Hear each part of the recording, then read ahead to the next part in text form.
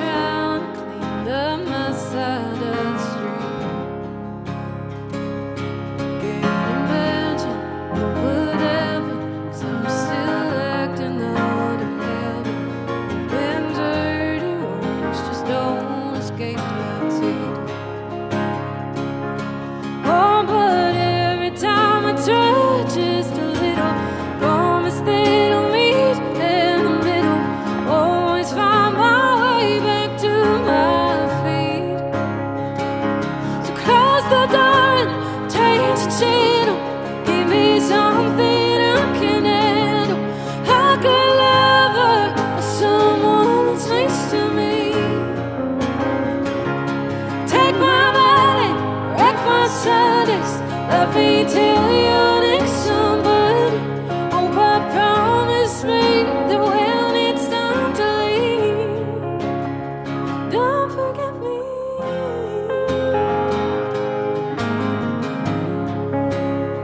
Don't forget me.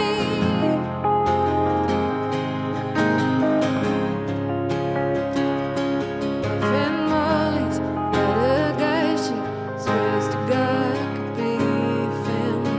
Says he's got the greenest eyes you've ever seen. But it's crazy, all the days she spends just following him to parties. She seems happy, but that's not love to me. Oh, but every time I try just a little, promise that I'll meet in the middle. Always find my way back to my feet. So close the door and change the channel. Give me something I can handle.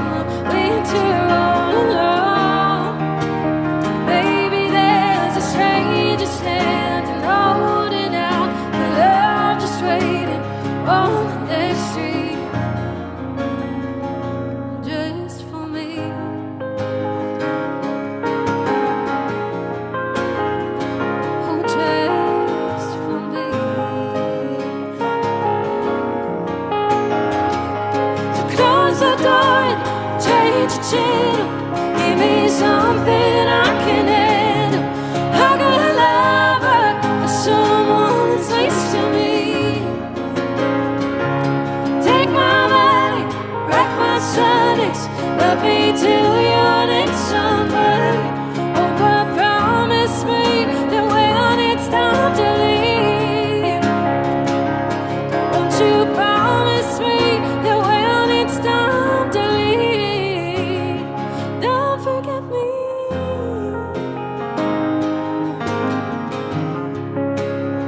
Don't forget me.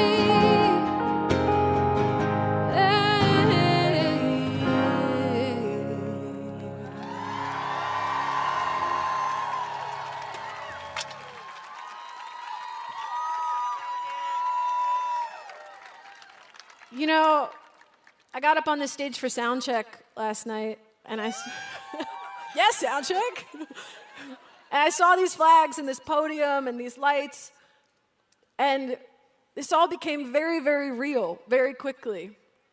And as I'm standing here with you today, I can't ignore the headlines that I've been seeing on my phone any longer. I have to face the reality of what's happening in the next 8 days. And to tell you the complete truth, it's terrifying. These are such wild and unprecedented times, and the energy feels so high, and the future feels so uncertain. And I don't always know what to do with that feeling. But there is something to me that is greater than fear, and that's action. It's all of you being here today, right now, and voting. Voting is the key to the future. It's the key to a candidate who believes in reproductive freedom for all people. It's the key to a candidate who believes in climate change and has a plan to fight against it. It's the key to a candidate who believes in upholding the basic human dignity of all people and who embodies the values that I want to see, not just for myself and for my friends, but for my grandchildren and for your grandchildren. In these next 8 days, you can fight back against the fear of Donald Trump and everything that he creates. You can take action against his darkness. You can choose the light.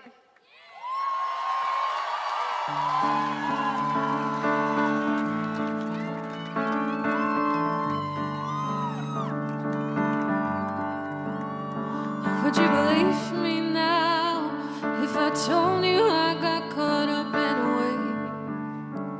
Almost gave it away. Would you hear me out if I told you I was terrified for days?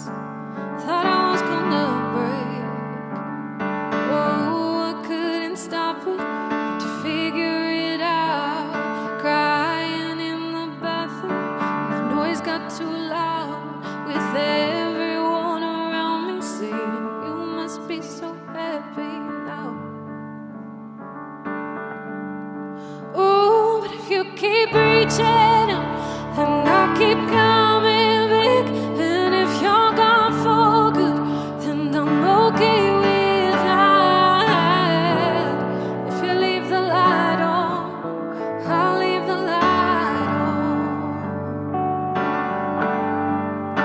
Oh, I am finding out this is no other way, and I'm still innocent at the end of the day. Oh,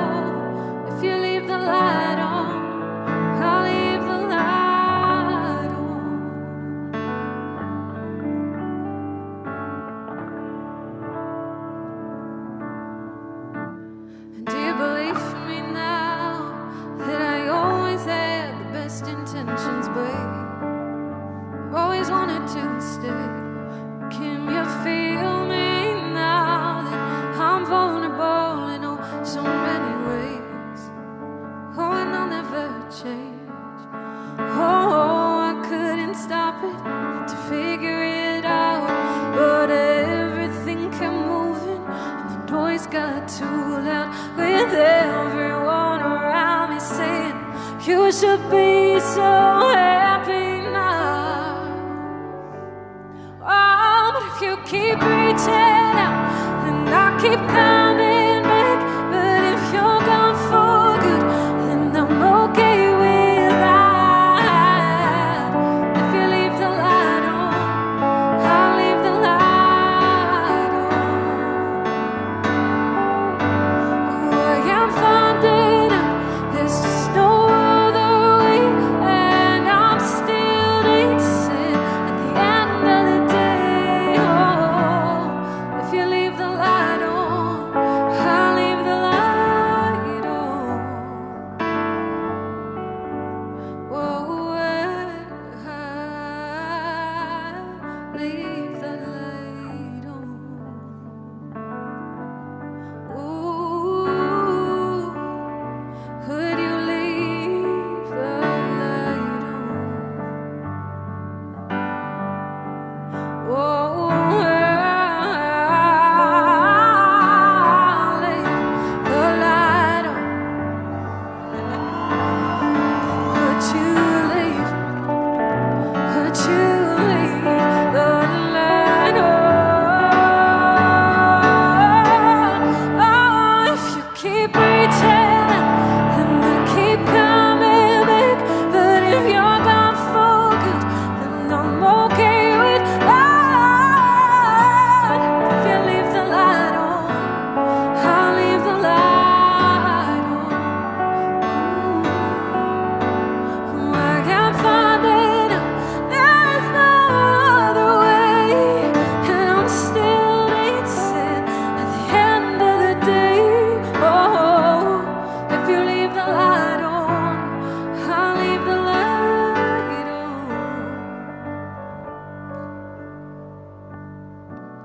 If you leave the light on, I'll leave the light on.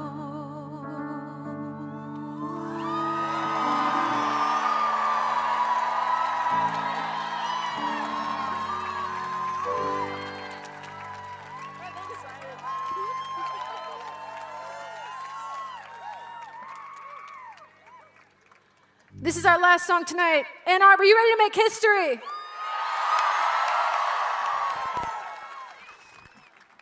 It's right in front of us. But we need every single one of you to vote.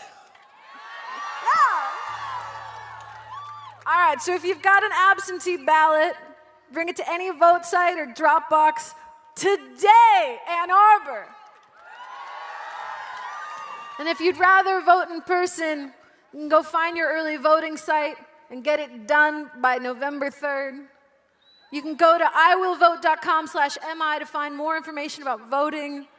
Tell your friends, tell your family, get everybody to do it. Thank you so much for having me today. Thank you to Governor Walz and to all the wonderful people that put this together. And a massive, massive thank you to Vice President Harris, soon to be, with your help, Madam President.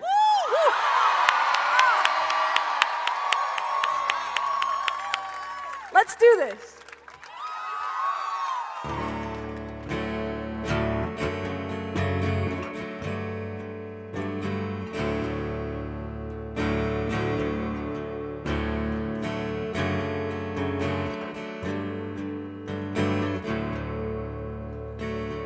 One more song, I'll sing a song and make it a song for peace.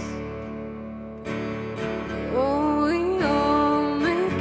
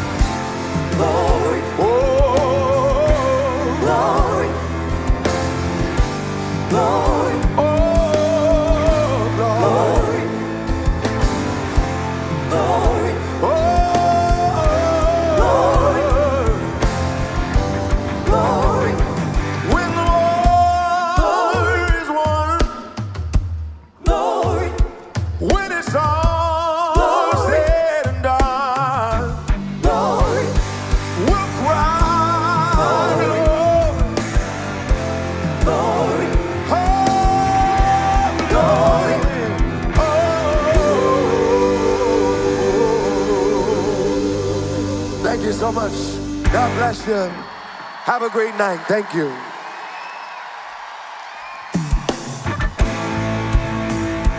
Thank you. Thank you.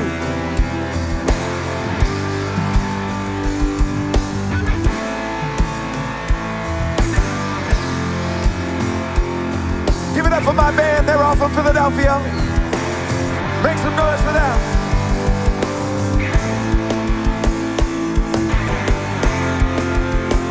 What's up, voters? What's up, early voters? All my absentee voters. What's up, y'all? Hey.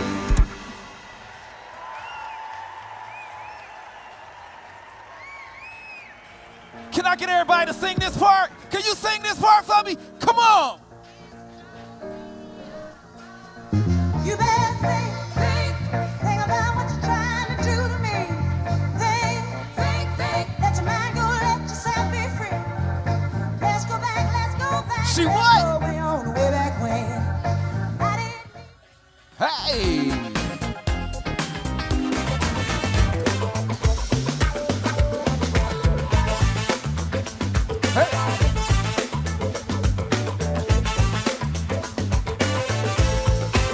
I see y'all partying over there up there on the bleachers. What's up at Arbor? Where's all my Detroit Lions fans at? Go Lions! What's up, y'all? In the world.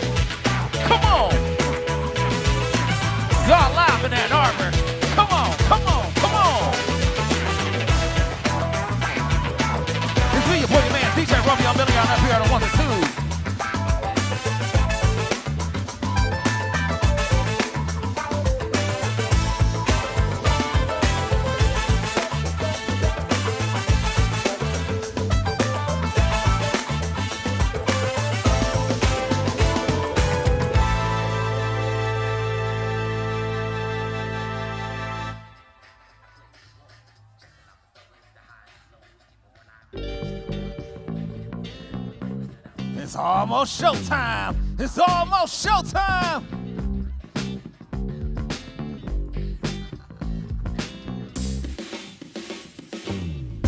What's up, y'all?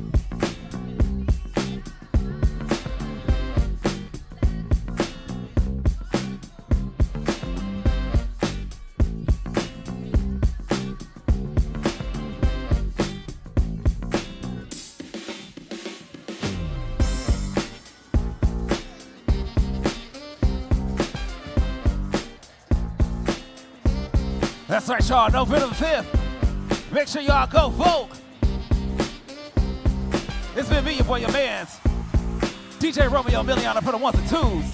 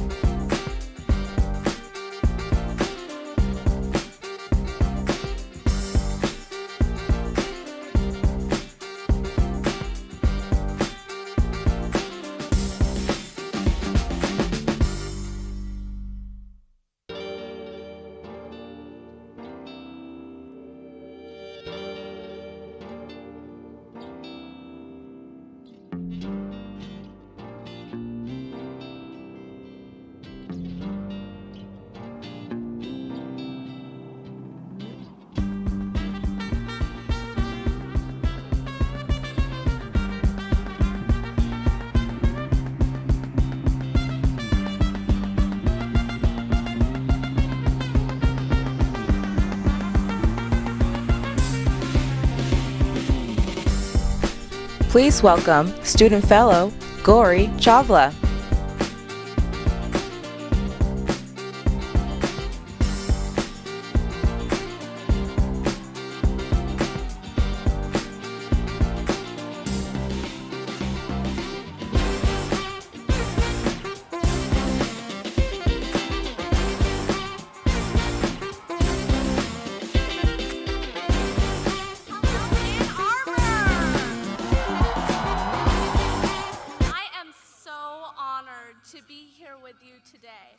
My name is Gauri Chawla.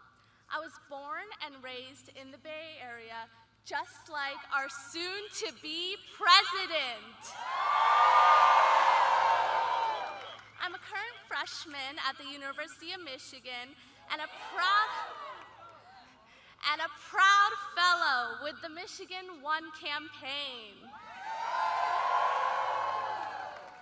This year is the first time that I've ever been able to vote, and I am so thrilled to be supporting Kamala Harris and Tim Walz.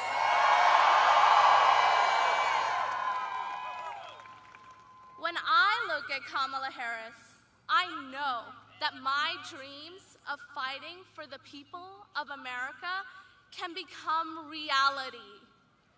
I am so honored to be sharing the stage with the Vice President, Kamala Harris, an Indian American woman who, just like me, is devoted to empowering our voices.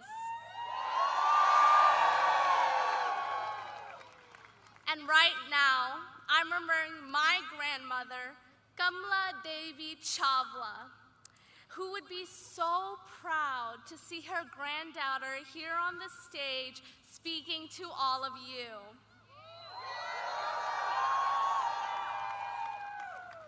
As a student and a first-time voter, the choice between a candidate who wants to protect my freedoms and a candidate fighting to take them away could not be easier. Kamala Harris is a champion of the people. She protects middle class and working class voters like you and me. She has dedicated her career to advocating for everyday Americans, just like I one day hope to do.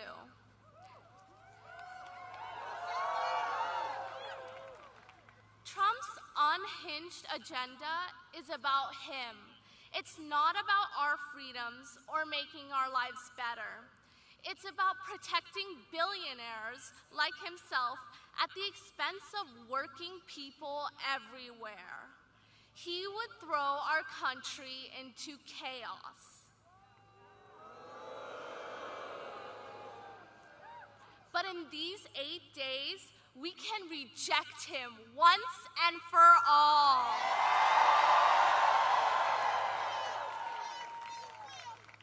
We can choose a new way forward for this country, where we leave behind the chaos and the division of Donald Trump to make real progress for Michigan. If we do the work, we can make history on November 5th. Ann Arbor, it is my profound honor to welcome to the stage a teacher, a veteran, a lifelong Midwesterner, the next Vice President of the United States, Governor Tim Walz.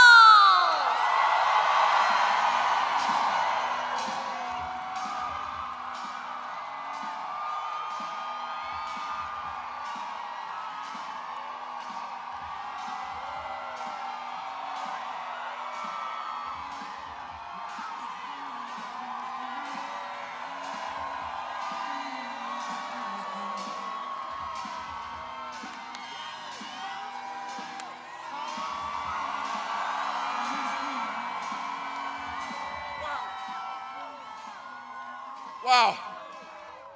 Well, hello, Michigan. Thank you, Gory, for the kind introduction.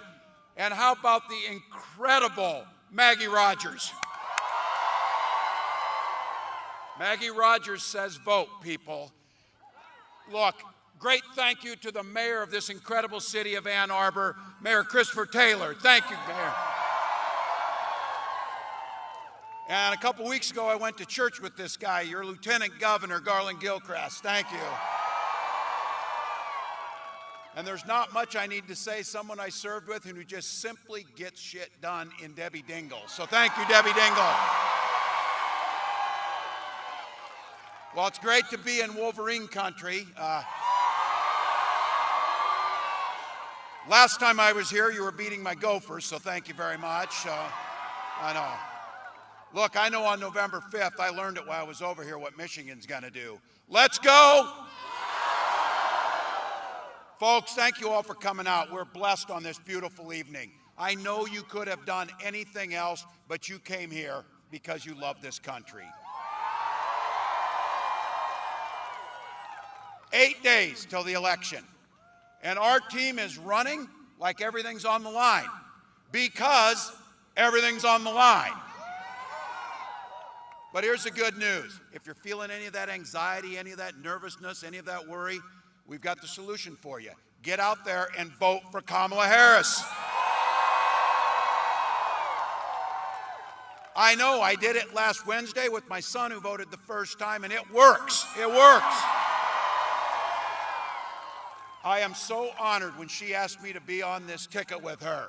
And I have to tell you, I may someday live down the fact that I screened her first call and didn't answer it. So, look, her first day, from a prosecutor to a district attorney to the Attorney General of California to a United States Senator to the Vice President, Kamala Harris had one client, the people. She stood up for women and children against predators and abusers. She stood up for seniors and workers against fraudsters and big corporate interests. And she stood up for families and communities and took on transnational gangs and traffickers. She talks about this. Kamala's mother taught her something. When you see something wrong, don't complain about it. Do something about it. That's exactly what she's always done, and that's exactly what she'll do as your next president. Look, Kamala and I are offering a new way forward where we lower costs for working class people and middle class folks, and everyone gets an opportunity to get ahead, not just get by. She has a vision of an opportunity for all and freedom for everyone. Now look, I know some of you are here and we got a pretty young crowd, which is a good thing, but there's some gray hairs in here. You can remember when the Republican Party actually used to talk about freedom and mean it. Turns out that this group means that their government is free to invade your office, your library, your bedroom. Look, I've talked about it. I know you got it in Michigan. It's a Minnesota thing, golden rule. Mind your own damn business and we'll get along better. We'll get along fine. When Kamala and I talk about freedom, freedom for the people, not politicians, to make your own decisions about your own life. Freedom for seniors to retire with dignity by strengthening Social Security and Medicare. And I say this as a dad and a teacher and as a governor, free to send your kids to school without them being shot dead in the halls. And I'll take no crap on this. I know guns. I'm a veteran. I'm a hunter. Kamala and I are both gun owners. We know that you can uphold the Second Amendment, but also uphold our first responsibility, protecting our children. Interesting fact here, both members of the Democratic ticket are gun owners. The Republican nominee can't pass a background check.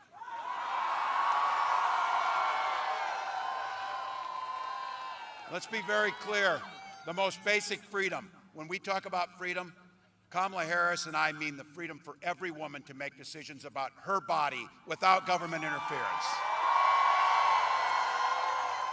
And these folks aren't done yet. I mean fertility treatments too, and there's so many of us out there having to talk personally. If you've never gone through the hell of infertility, I guarantee you know somebody who has. It took Gwen and I years to finally have the daughter that we had. When she was born, we named her Hope. And she and her brother Gus are our whole life. That's what this election is about. Gwen and I were only able to have that family because we had access to fertility treatments. And I will be damned if anyone in this country should be denied the family that they want. All right, this is for about half this crowd. This is for the men. All of you have those women in your life that you love, daughters, partners, sisters, friends, neighbors, colleagues, whoever it might be. Their lives are at stake in this election. Be very clear about that. And be very clear about this. When Congress restores the right to choose, making Roe the law of the land, Kamala Harris will proudly sign it into law.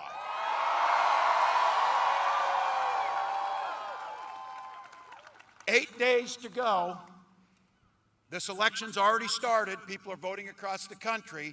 And so you know what it means. This is where I've got to do it. Huddling up a little bit here. Time for a little bit of a peck talk.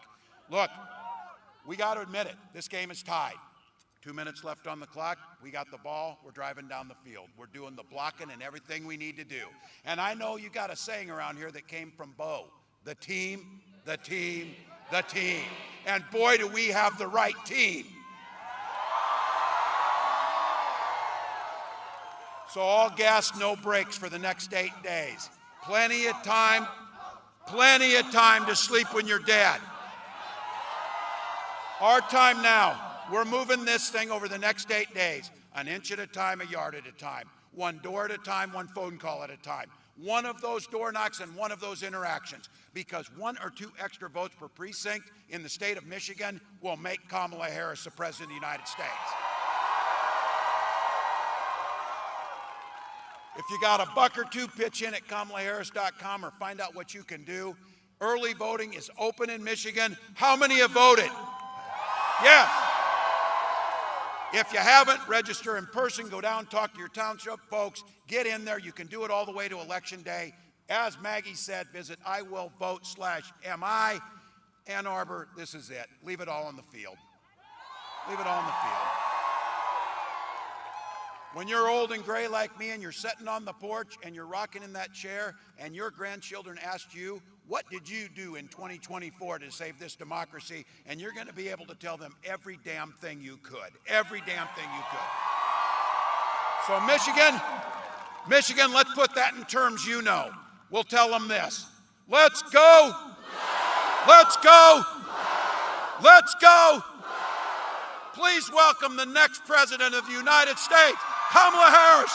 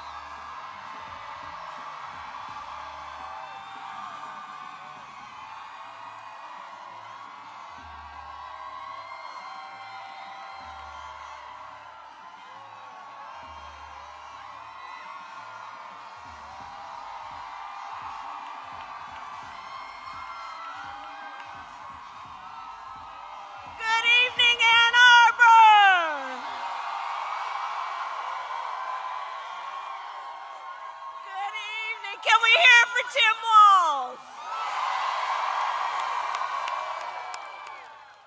Oh, it's great to be back in Michigan. How's everybody doing? Go Blue! So let me just say about Tim Walz, he's been such an extraordinary running mate, and he will be an extraordinary Vice President of the United States. And let me tell you why I love Coach Walz. As he travels to every corner of our country, meeting with people in small towns, big towns, everywhere in between, Coach Walz is always bringing the joy.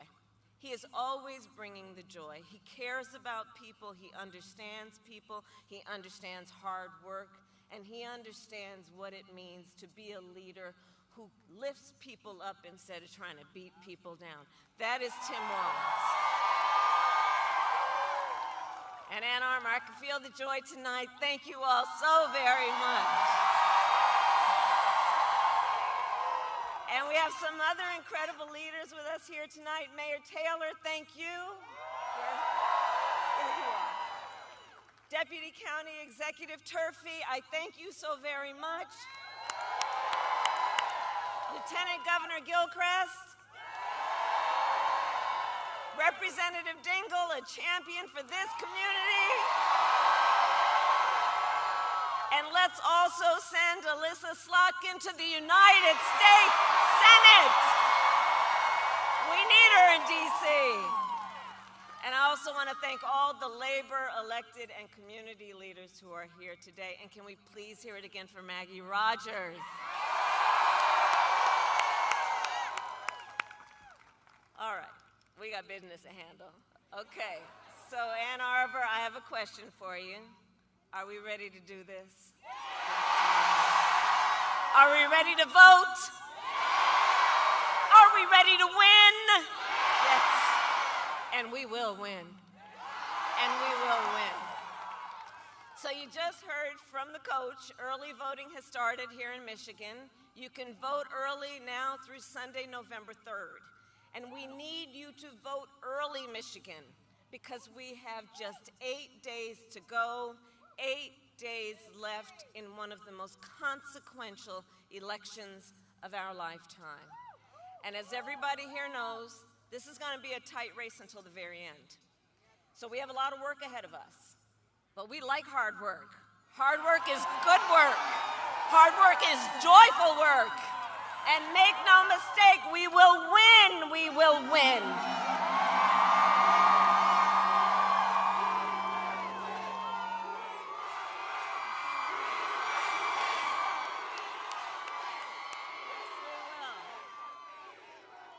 And we will win because together, and we will win, yes, yes. We could keep going all night. But one of the reasons we will win is because we are all in this together. We are all in this together. People from every walk of life, understanding that the vast majority of us have so much more in common than what separates us. And we here are fighting for the future. We are fighting for the future. And we understand the opportunity that we have before us to turn the page on the fear and divisiveness that have characterized our politics for a decade because of Donald Trump. We have an opportunity to turn the page and chart a new and joyful way forward where we tap into the ambitions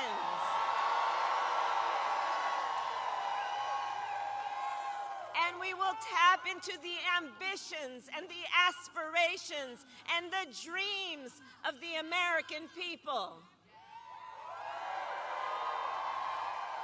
And let me tell you something, as I travel our country, there is an overwhelming call for a fresh start.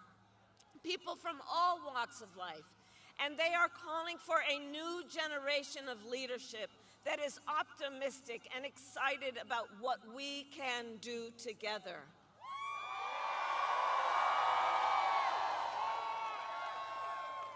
There is a yearning in our country for a president who will see you, who gets you, and who will fight for you.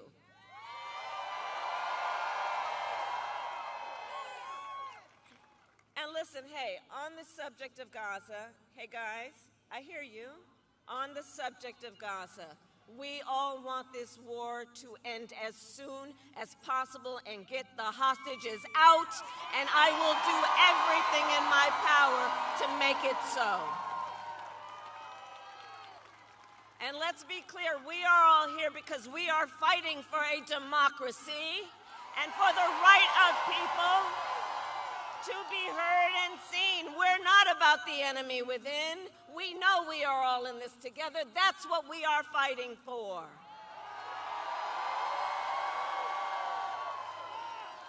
And my whole career,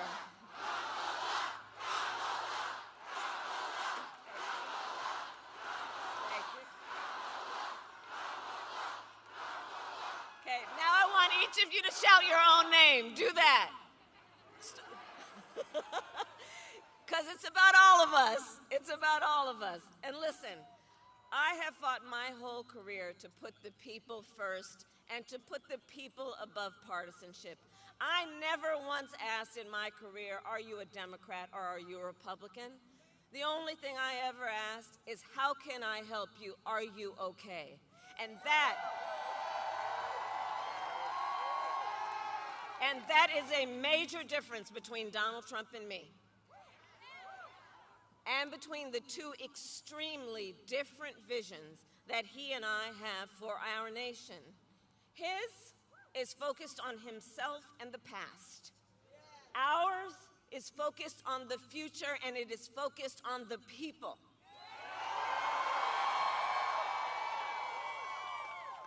So together we will build a future where we bring down the cost of living.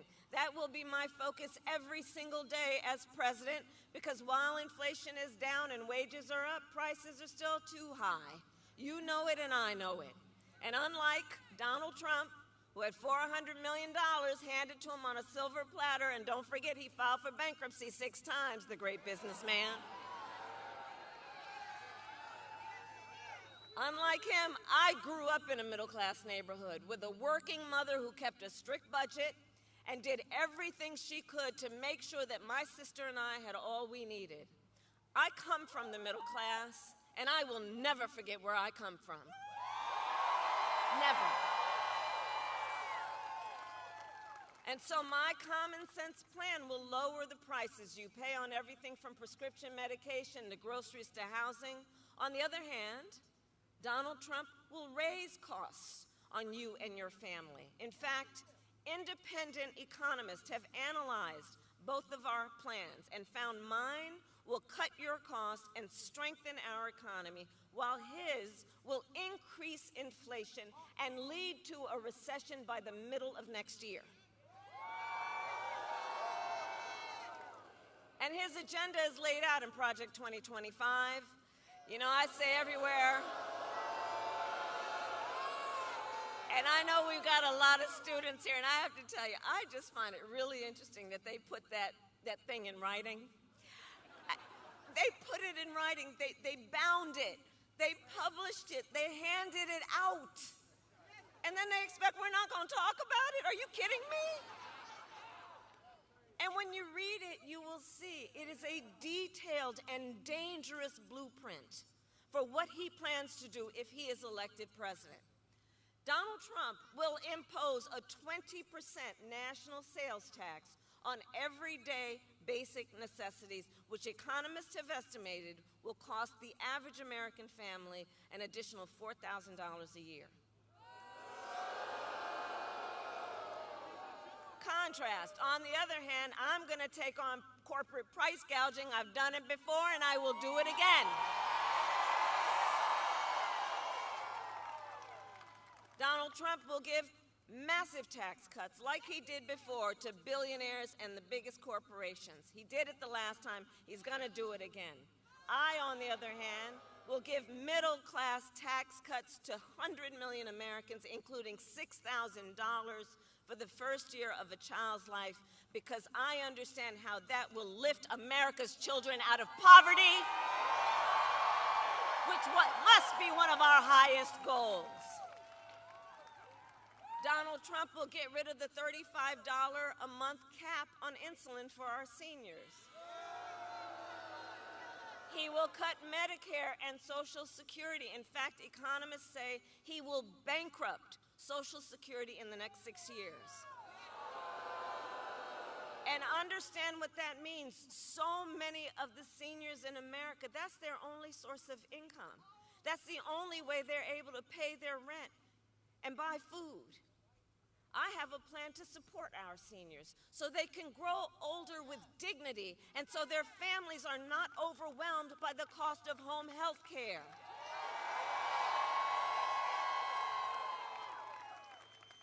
On top of that, my plan will bring down the cost of housing, cut taxes for small businesses, because small businesses are the backbone of our economy, and lower health care costs, because I believe health care should be a right and not just a privilege of those who can afford it. Donald Trump, on the other hand, intends to end the Affordable Care Act and take us back, which would take us back to a time when insurance companies could deny people with pre-existing conditions. You remember what that was like? Well, we are not going back. We are not going back. We are not going back. We're not going back. We're not going back. We're not going back. And we're not going back because we together will move forward to the future, because we believe in who we are and what is possible, and because we know it is time to turn the page. It is time to turn the page. Ours is a fight for the future, and it is a fight for freedom, like the fundamental freedom of a woman to make decisions about her own body and not have her government tell her what to do.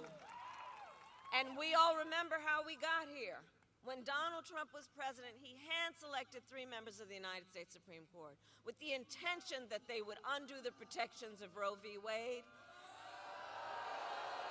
And they did as he intended, and now in America, 1 in 3 women lives in a state with a Trump abortion ban. Many with no exceptions, even for rape and incest. I was just in Texas the other day. You know they provide prison for life for doctors and nurses and healthcare providers for providing care. Prison for life. And no exceptions for a crime that is a violation of someone's body, and then to tell that survivor of that violation, you have no right to make a decision about what happens to your body next.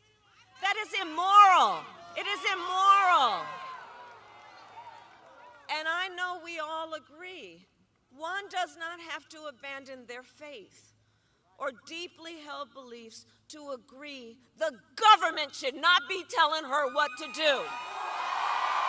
Not the government. And listen, you all have heard me say, I do believe Donald Trump to be an unserious man, but the consequences of him ever being president again are brutally serious. Brutally serious. Consider, on the topic we were just discussing, Donald Trump still refuses to acknowledge the pain and suffering he has caused. He insists that, quote, everyone wanted for Roe v. Wade to be overturned. Everyone wanted this? Women are being denied care during miscarriages, some only being treated when they've developed sepsis. They didn't want this. Couples trying to grow their family have been cut off in the middle of IVF treatments. They didn't want this. The men of America are seeing their daughters and wives and sisters and mothers put at risk because their rights have been taken from them. The men of America don't want this. And women have died because of these bans. How could anyone say these folks wanted this? And I pledge to you, when Congress passes a bill to restore reproductive freedoms, as President of the United States, I will proudly sign it into law. Proudly. Proudly. And I'm traveling our nation, so I have to tell everyone here, across our nation, we are seeing a full-on assault on other and additional hard-fought, hard-won freedoms and rights, like the freedom to vote. I was just in Georgia. You know they passed a law that makes it illegal to give people food and water for standing in line to vote? The hypocrisy abounds. Whatever happened to love thy neighbor, right? Attacks on the freedom to be safe from gun violence, the freedom to breathe clean air and drink clean water, the freedom to love who you love openly and with pride.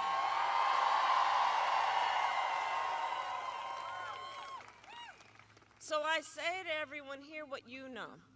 Generations of Americans before us fought for freedom. And now the baton is in our hands. The baton is in our hands. And I want to speak specifically to all the young leaders, all the students who are here today. I want to speak to you for a moment. So I love your generation. I really do.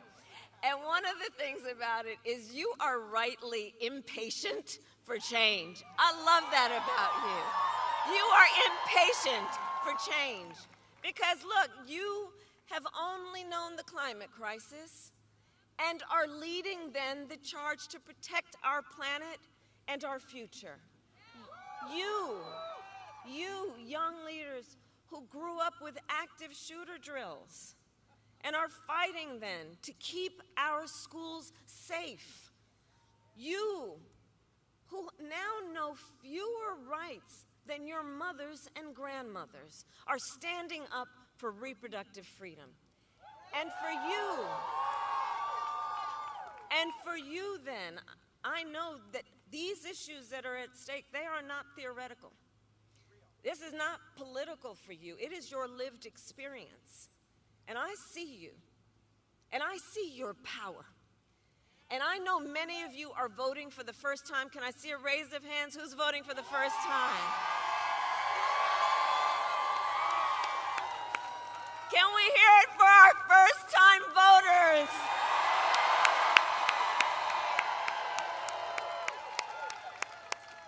See, that's why I know the future of our country is bright. That's why I know. So listen, so much is on the line in this election, and this is not 2016 or 2020. We can all see that Donald Trump is even more unstable. and more unhinged, and now he wants unchecked power.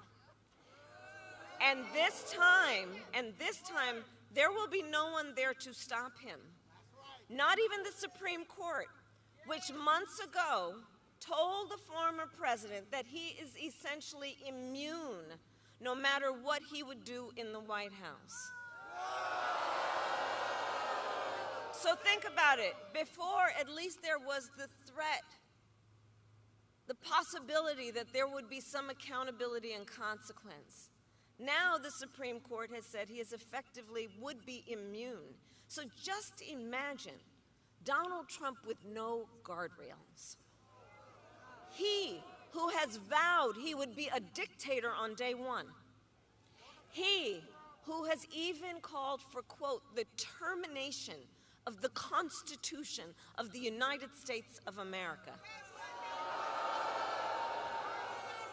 And let us be clear, anyone who suggests we should terminate the Constitution of the United States should never again stand behind the seal of the President of the United States of America. Never again. Never again. Never again.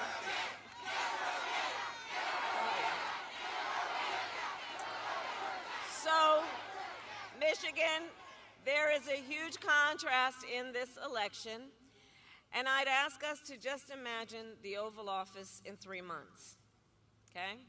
So just picture it in your head. So either it's Donald Trump sitting in there,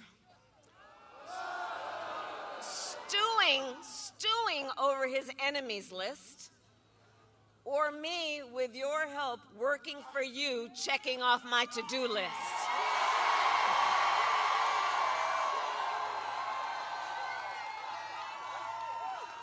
So Michigan, it all comes down to this. We are here together because we know what is at stake. Everyone here, out of your busy lives, the time you have taken to be here tonight, and to be here because we know not only what is at stake, but we are here together because we love our country. We love our country. We love our country, and you know when you love something, you gotta fight for it. Ours is not a fight against something. Ours is not a fight against something. It is a fight for something.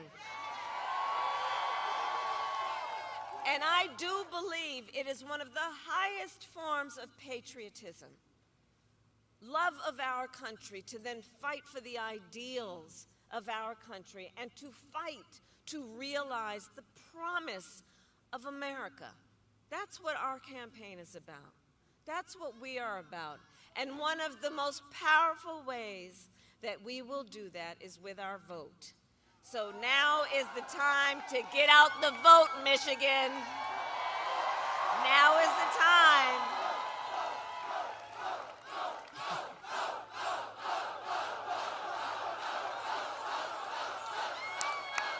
And we have 8 days to get this done. So obviously, nobody here is going to sit on the sidelines. And let's make sure that we spend the next 8 days knowing that in 9 days, when we look back, we will be able to say and know we did everything we could to remind our friends and our classmates and our neighbors and our coworkers that we're all in this together.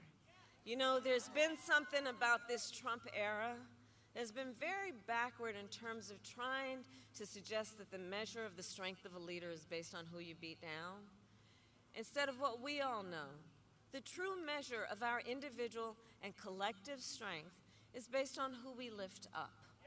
That's what we are about. And over these next 8 days, yes, we will win, yes, we must win, but let's also approach these 8 days knowing our power to build community, knowing our power to build coalitions, knowing our power to reach out to one another, reminding us that nobody is alone, that we are all in this together. And let's do that then while we knock on doors, while we take the time to text and call potential voters, let's reach out to our family and our friends and our classmates and our neighbors and make sure they know the stakes in this election. And let's remind them your vote is your voice and your voice is your power.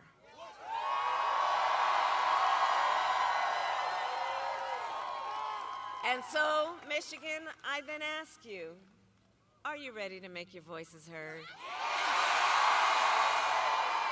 Do we believe in freedom? Do we believe in opportunity? Do we believe in the promise of America? And are we ready to fight for it? And when we fight, we win. God bless you, and God bless the United States of America.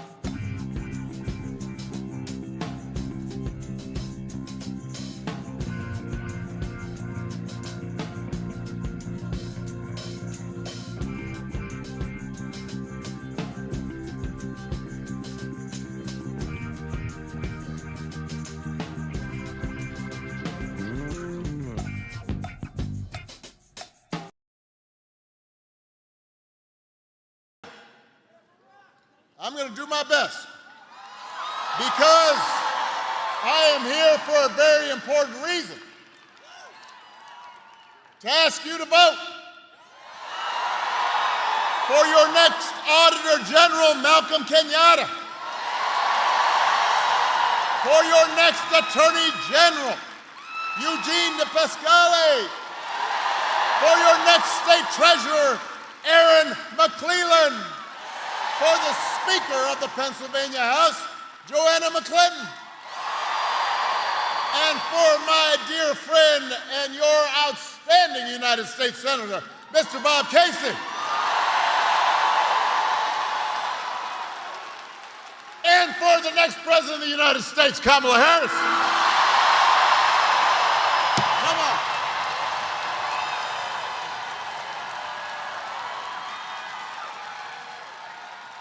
Yeah. Now you've heard this already, but it's worth repeating. If you plan to vote early in person, tomorrow is your last chance. Do it tomorrow. Do not dilly or dally. Get out there. Vote. If you've got a mail ballot, return it right now. You don't want to be waking up and looking down and saying, oh man, you don't want to be that person. You forgot. Don't wait. If you're going to vote on Election Day, November 5th, go to iwillvote.com and make a plan. Now let's face it, if you're here at this rally, you're probably going to vote. But I am preaching to the proverbial choir right here. But you've still got work to do, because you need to talk to your friends and family so they have a plan to vote too. Because together we have a chance to choose a new generation of leadership in this country and start building a better and stronger and fairer and more hopeful America. Now, we know this election is going to be tight. It shouldn't be, but it will be, because a lot of Americans are still struggling. I mean, we have been through a lot over the last few years. A historic pandemic that wreaked havoc on communities and businesses. And then disruptions from the pandemic caused price hikes. And that put a strain on family budgets. And people started feeling like no matter how hard they worked, they were just treading water. So I get why people might want to shake things up. I understand that. What I cannot understand is why anyone would think that Donald Trump will shake things up in a way that is good for you.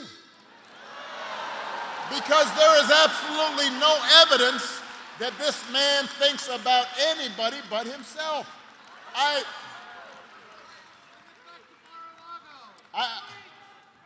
I've said this before. Here's a man, a 78-year-old billionaire who has not stopped whining about his problems since he rode down that golden escalator 9 years ago. He's still tweeting all times of night, all caps. When he's not complaining, he's trying to sell you stuff. Trying to sell you gold sneakers. Trying to sell you a $100,000 watch. Says it's a Swiss watch. They can't find where in Switzerland it's actually made. But he wants to sell you a Trump Bible. Do not boo, vote. Remember that. I want everybody to understand, nobody can hear your boos, but they can hear your vote.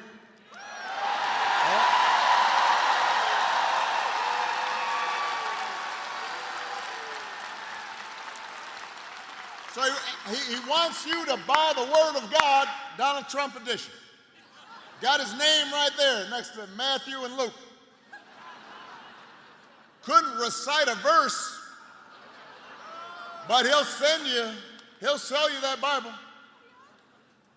And guess where it's made? Made in China.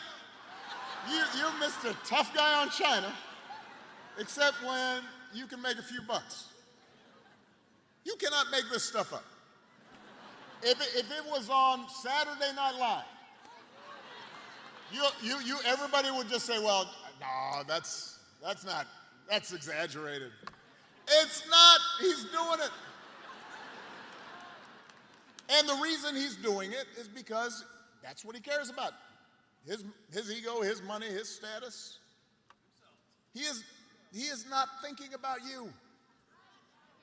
Donald Trump sees power as nothing more than a means to his ends.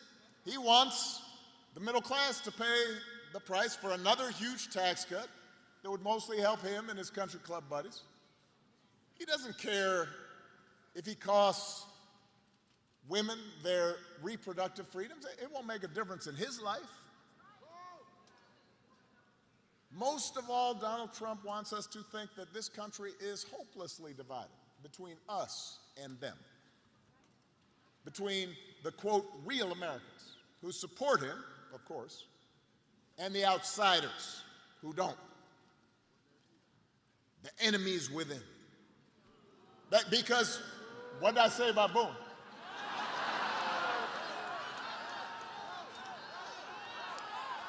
Vote.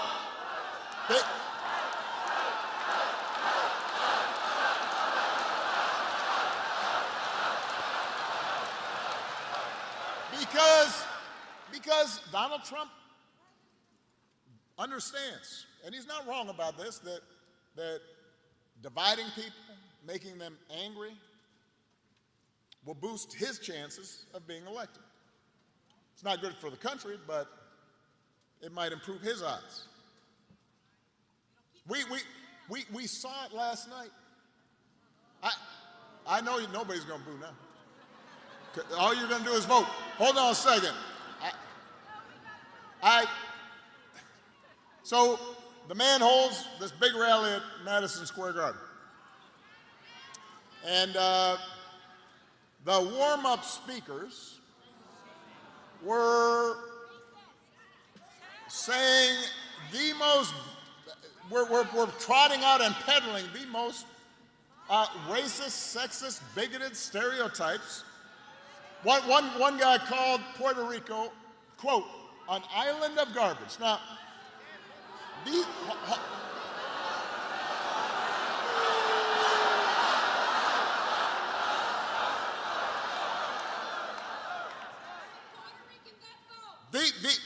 these are fellow citizens he's talking about.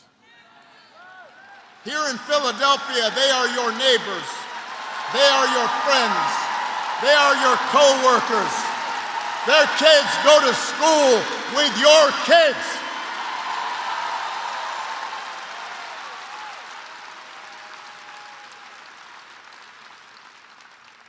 These are Americans. They're people. And that is the reason why this election should not be close. It should be clear. Here's a good rule. If somebody does not respect you, if somebody does not see you as fellow citizens with equal claims to opportunity, to the pursuit of happiness, to the American dream, you should not vote for them.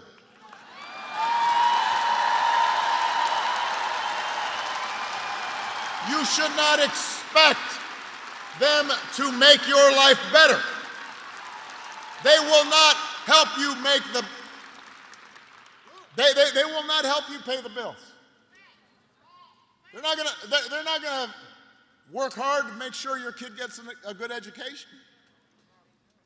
They're not gonna help you with a down payment on a house. I mean, we have to reject the kind of politics of division and hatred that we saw represented. America's ready to turn the page. America's ready for a better story. Philadelphia, we are ready for a president, Kamala Harris.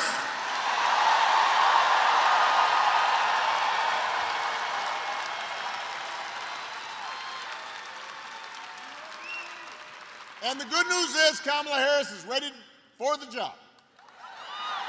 I mean, this is a leader who has spent her life fighting on behalf of people who need a voice and need a champion. Kamala wasn't born into privilege. She was raised in a middle-class family. Worked at McDonald's when she was in college to pay her expenses. She didn't just pretend to work at McDonald's when it was closed.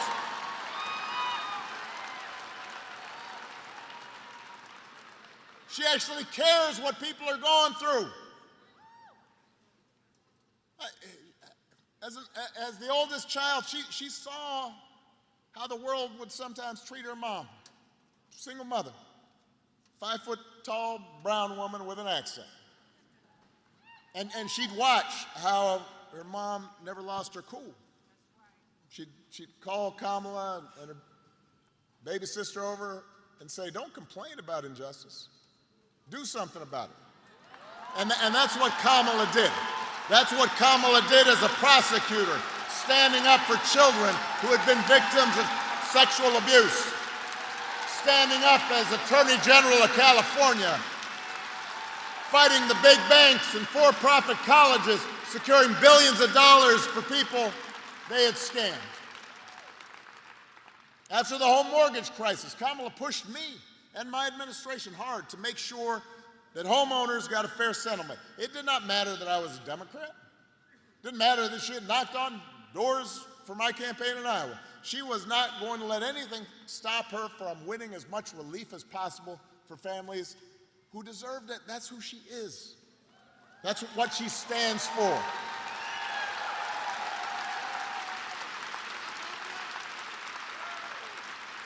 You may not agree with every decision she makes. You didn't agree with every decision I made. You didn't.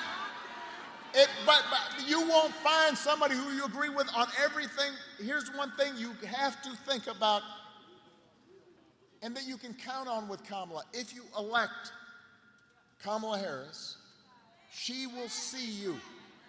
She will hear you. She will have your back every single day. She knows what it's like to struggle and to work hard and to be on the outside looking in. And she'll have an outstanding partner in Governor Tim Walz. I love that dude. I mean, he's a veteran, he's a teacher, he's a coach. He's a marksman, a hunter, been a great governor. I found out a while back, he can even take a vintage truck apart and then put it back together again. Which made me wonder, do you think Donald Trump can do that? For that matter, do you think Donald Trump has ever changed a flat tire in his life? No. If he's got a flat tire, he calls over his chauffeur. Jeeves, change that tire.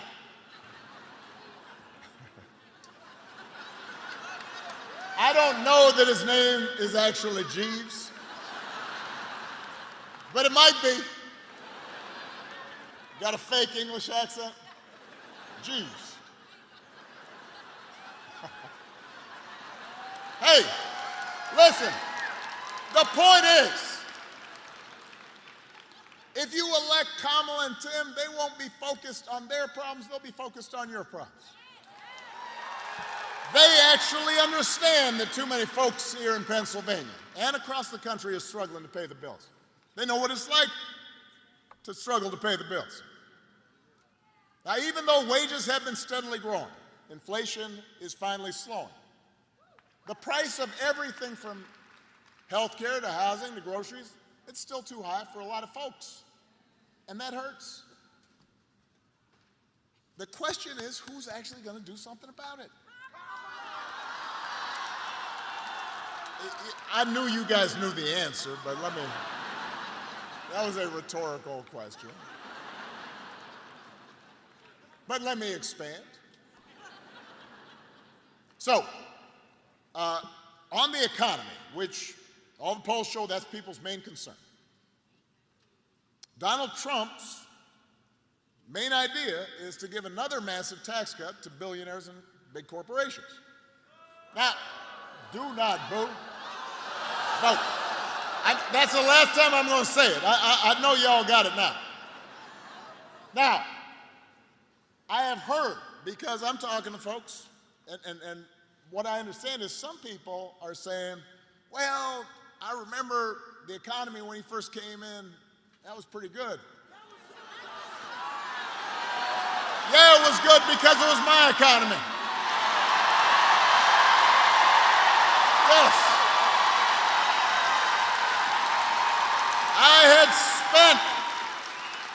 I had spent the previous 8 years.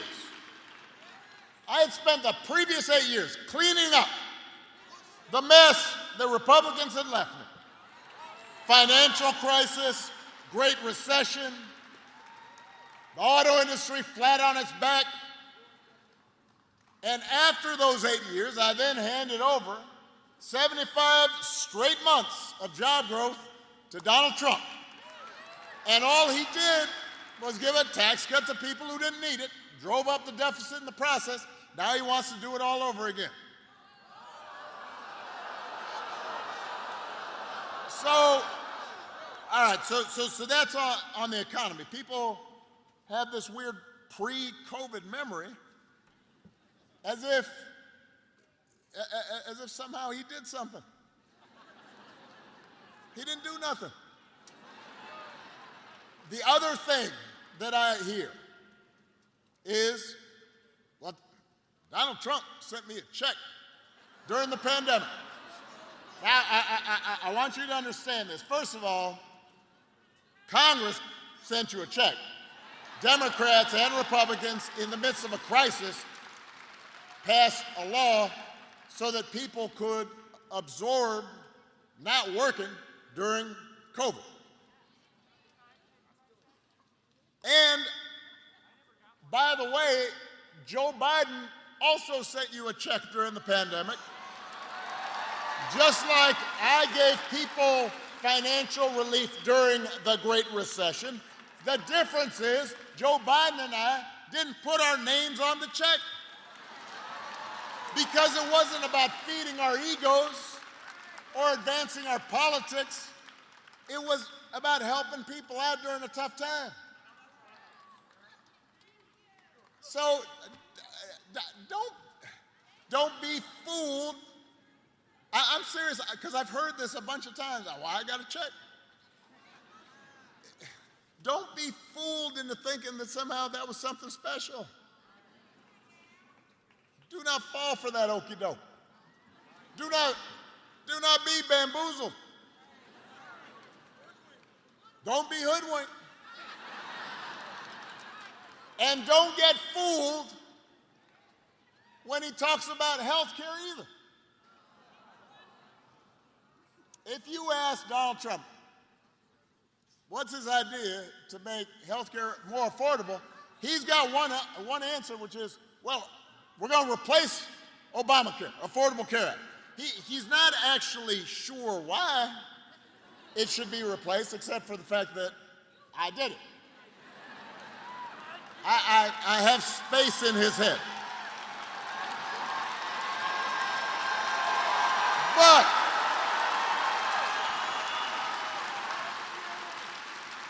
the challenge is that the challenge for him is that Obamacare is now popular.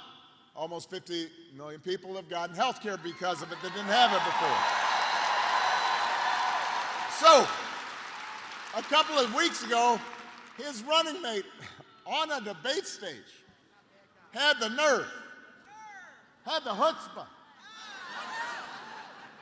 to say Donald Trump, quote, salvaged the Affordable Care Act.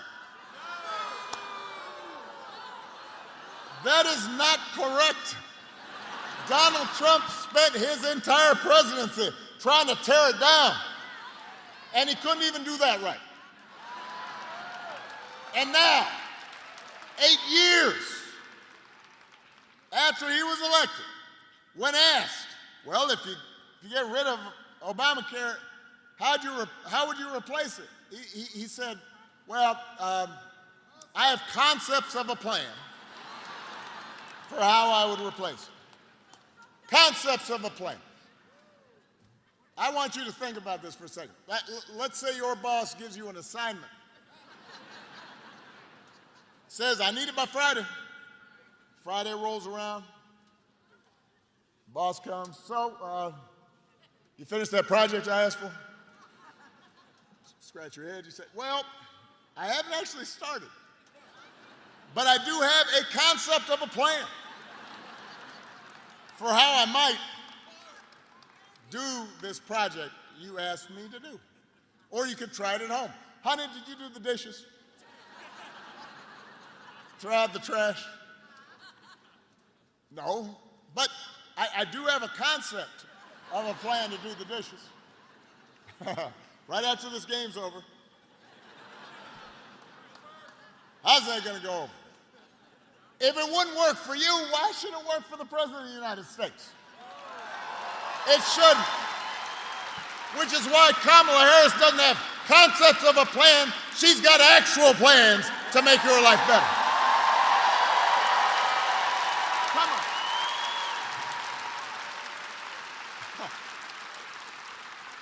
Concepts of a plan. Kamala has plans to go after corporations that unfairly jack up prices. She has plans to make it easier for you to build and buy a home. She's got plans to limit out-of-pocket health care costs. She's got a plan to give a tax cut to 100 million middle-class and working Americans. And if Congress passes a bill to restore the reproductive freedom that women had for nearly 50 years, the freedom that Donald Trump bragged about taking away, Kamala Harris will sign it into law.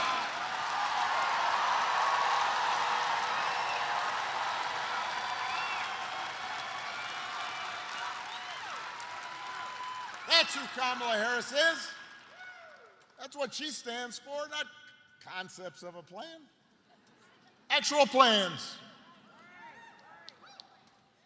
Now, if you challenge Trump on his concepts, you say, well, those don't make sense. That's not well thought out. That's impractical. I don't understand that word salad you just issued. He will fall back on one answer. Blame immigrants. He wants you to believe that if you reelect him and let him round up whoever he wants, ship him out, detain him, all your problems will be solved. Now, well, this has traction among a bunch of voters, so I want to talk about this for a second. I want everybody to understand this. We have a real issue at our borders. We are a nation of immigrants. But, so somewhere in your family, somebody came from somebody else. It came from someplace else. We are a nation of immigrants. But we're also a nation of laws. And we have to make sure the system works the way it's supposed to, that it's orderly, that it's safe, that it's fair. But here's the thing I don't understand. If you are concerned about immigration, if you think it's a top problem, I want you to just ask yourself this simple question.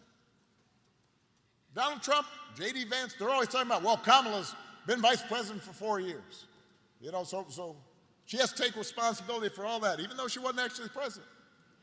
Well, wasn't Donald Trump president for 4 years?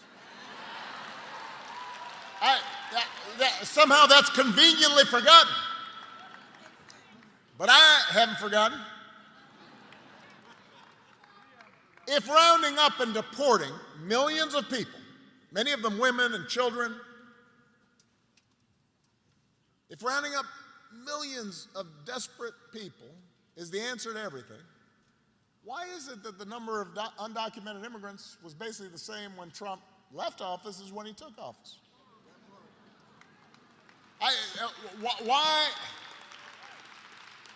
Why didn't he solve this problem when he was in office? Well, I'll tell you why. Because he did not have a real plan. He had concepts of a plan. And it was a mean and ugly plan and an impractical plan. You know what would actually help bring order to the border and fix our immigration system?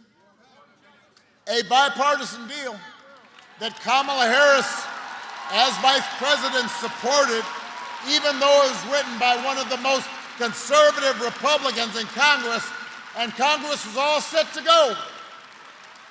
And then Donald Trump called up the Republicans in Congress and said, "Well, you can't vote for that."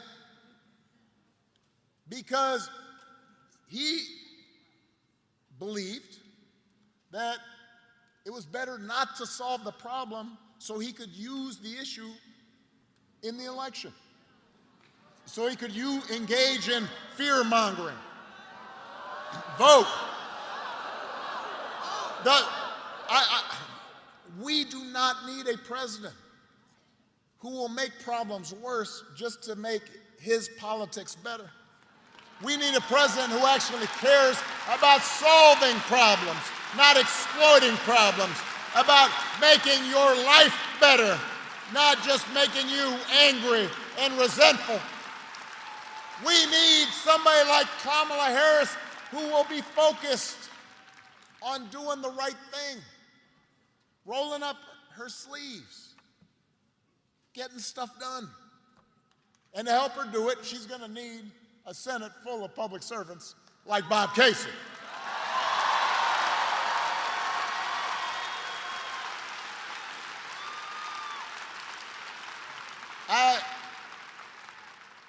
I have known Bob for almost 20 years. I know his wife. I have watched his gorgeous daughters grow up. Now he's a grandpa. Although his grandson, the little guy, wouldn't give me a fist bump in the photo line. He was feeling kind of shy. I was like, "Oh man, next time, just let me hang him." I can tell you this. I love this entire family, and I can tell you, there is nobody who is more humble, more honest, more rooted in his community, more dedicated to this great state than Bob Casey. All the guy cares about is doing the job and looking after the people he was elected to serve. And that's the kind of person we need to send back to Washington. We need public servants like that. He's the kind of person who's going to help Kamala get stuff done. Leaders who share our values and will move this country forward. Now, in these closing days, because remember, y'all are the choir here. But we need to reach the unconvinced.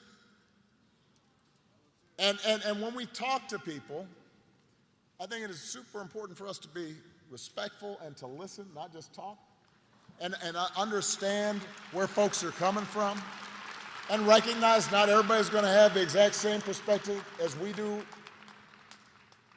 But one thing that you will hear from a bunch of folks, including maybe some of your friends, family members, coworkers, is they don't believe politics can make a difference in their lives. You know, they just think politics is nasty and it's frustrating, and with so much crazy swirling around. I understand why people would just say, you know what, that's just not for me. It has no impact on me. Doesn't matter who's in charge. And that's why whenever I talk to people who are frustrated or disillusioned or cynical about politics, I don't try to sell them the moon. I'm honest with them. Politics is not going to solve all your problems. It won't. Whoever's in there as president, it's not going to change everything. It's not going to eliminate poverty. No matter how well-meaning a president might be, it's not going to get rid of all racism. You'll still get frustrated with your boss. Your kids, especially if they're teenagers, they'll still act up. People you love may still get sick. Politics is not a cure-all. But your vote matters because government, a president, a senator, they can make your life a little better or a little worse. And that little better adds up. And that little worse adds up too. So when I was president, we didn't solve all the problems with our healthcare system, but 50 million people who got healthcare who didn't have it, their lives were better. You know somebody who has healthcare because of that law. More than 50 million people with pre-existing conditions can no longer be denied coverage or charged more. That made a real difference to them.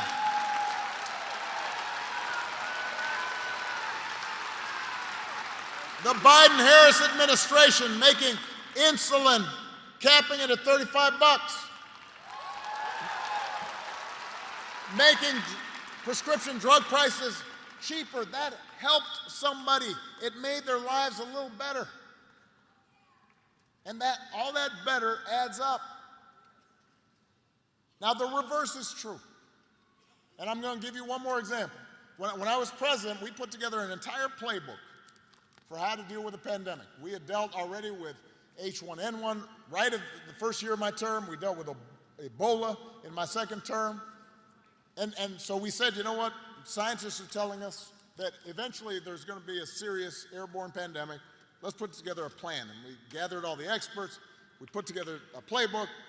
We had all of our agencies come together. Let's practice the same way we do with natural disasters. If this happens, what are we going to do with schools? What are we going to do with coordinating with public health programs at the state level? How do we accelerate vaccination? We had all this all set up. And so I presented it, just like I did those 75 straight months of job growth to Donald Trump. I said, here you go. And apparently, that was dumped in the trash. 3 years later, a pandemic hits. Now, I want to be fair about this.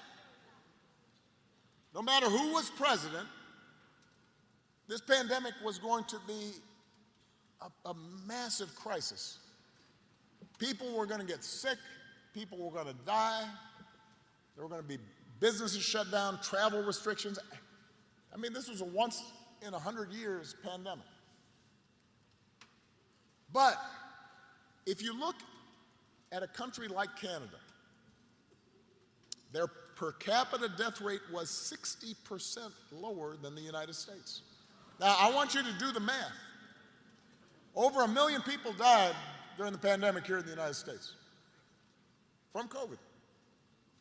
60% of that number is 600,000 people. That's people's grandparents, parents, co-workers, friends.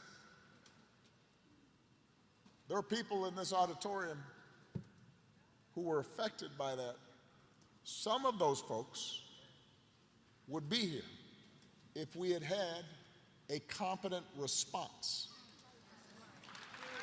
Not somebody who was suggesting injecting bleach, but somebody who was actually working in a serious fashion to make things better. So if somebody tells you this election doesn't matter, just remind them, please. It makes a difference when you've got a leader who sees you and cares about you and is serious and honest. It will affect your life. You may not see it right away, but it will. And if that's not enough, then also please remind them that any election is about more than just policies. It's also about values. It's also about character.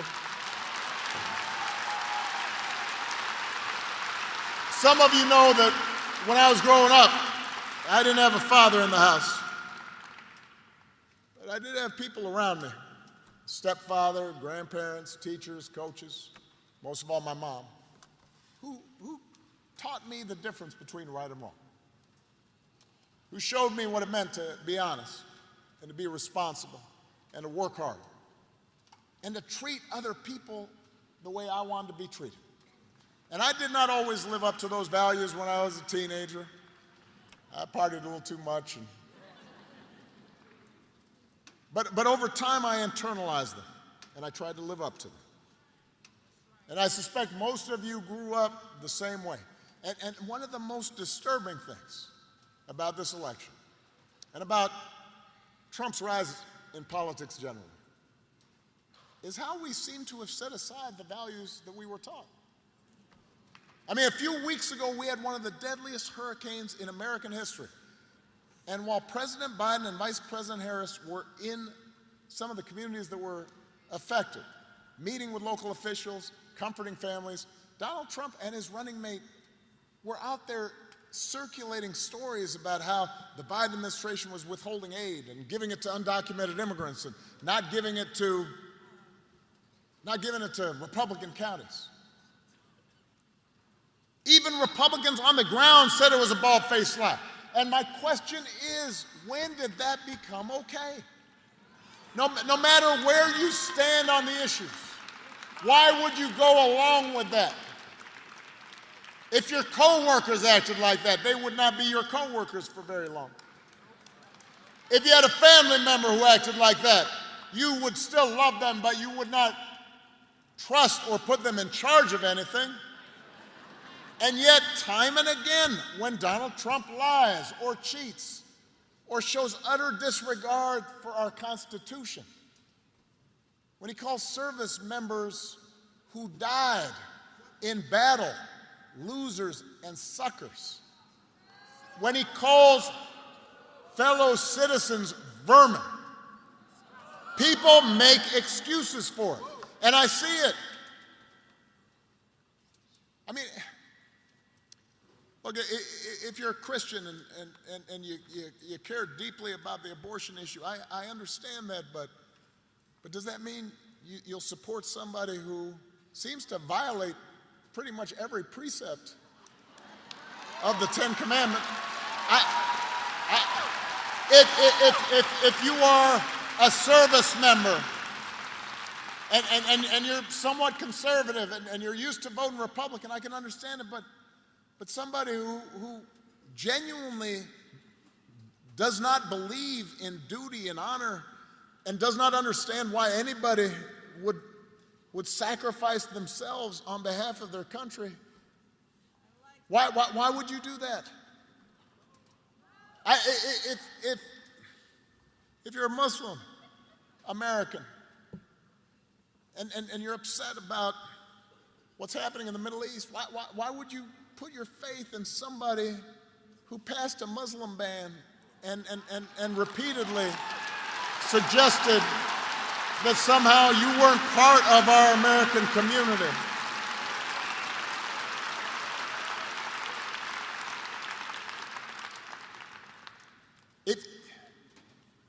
If you're an African American or Latino, if you're from Puerto Rico and you see somebody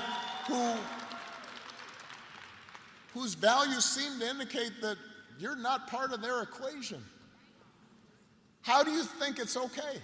How can you tell yourself it's okay as long as our side wins? And I've noticed this especially with some men who seem to think Trump's behavior is somehow a sign of strength.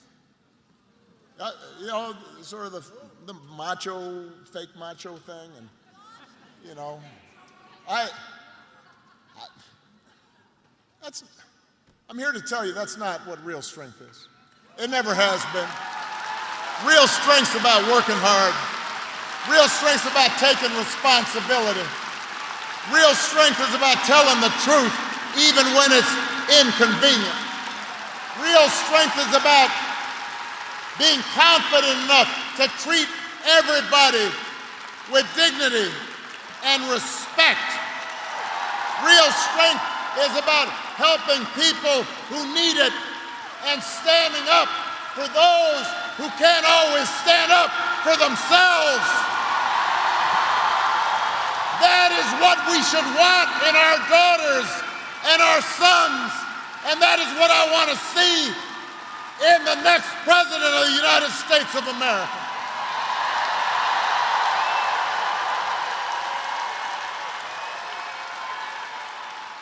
And the good news is that you have candidates to vote for in this election who demonstrate that kind of character, who know what real strength looks like, who will set a good example and do the right thing and leave this country better than they found it. And Pennsylvania, that is the choice in this election. It's not just policies that are on the ballot, it's who we are and what we stand for. So whether this election is making you feel excited or scared or hopeful or frustrated or anything in between, do not sit back. Don't just hope for the best. Get off your couch and vote. Put down your phone and vote. Vote for Kamala Harris as the next president. Vote for Tim Walz as the next vice president. Vote for Bob Casey and this whole incredible Pennsylvania Democratic ticket. Help your family and friends and neighbors and co-workers go to the polls. If enough of us make our voices heard, we will leave no doubt about the outcome of this election. We will leave no doubt about who we are and what America stands for. And together we will keep building a country that is more fair and more just and more equal and more free. That is our task. That is our responsibility. Let's go do the work. Thank you, Philadelphia. Thank you, Pennsylvania. Let's go vote.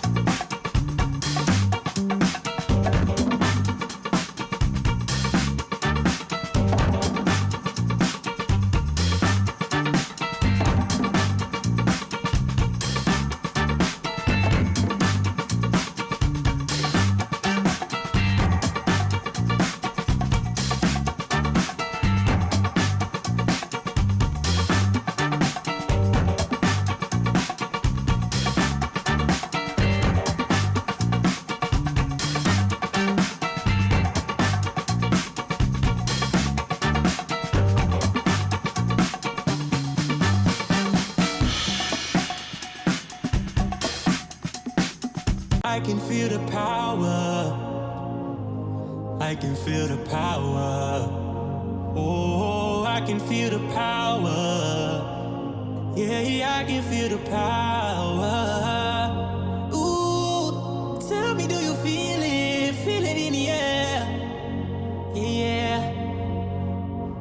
Every time that I was hopeless, God was always there. And now